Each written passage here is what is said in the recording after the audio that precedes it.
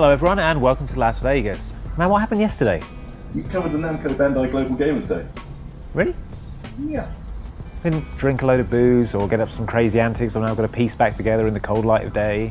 No, you just interviewed a load of game developers. Here, I'll show you.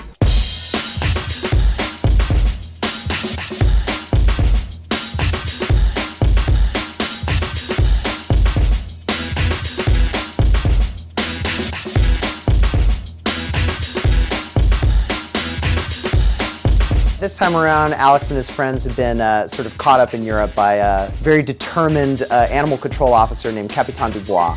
So what they do to escape is they happen to jump onto a train, find out it's a circus train, and now they're in a situation where they really have to sort of pretend to be circus performers and try and make the circus a success so they can hopefully get back to New York.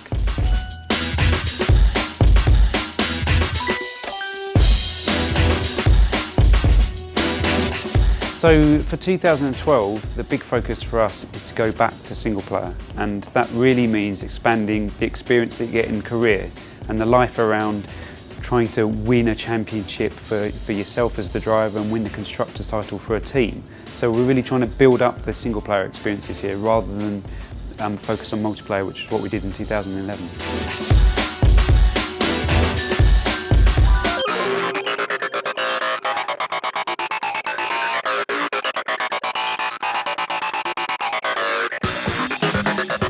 Dirt Showdown is the logical extension of the Dirt franchise. So where previously in Dirt 3 there was sort of mixes of different content in there.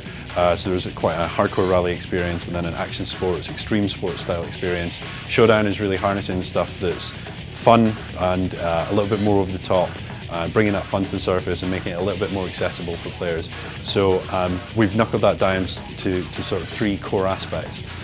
Racing, going as fast as possible and beating people across the line. Hoonigan, which is an extension of what Gymkhana was in Dirt 3.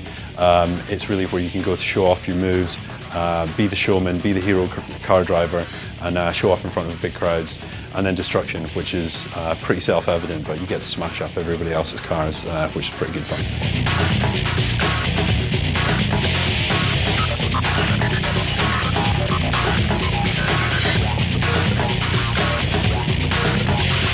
So since the name is a Tekken Tag Tournament 2, people might assume it's just a sequel to the original. But that's not it. There's so many changes in this game that it could actually be called something else.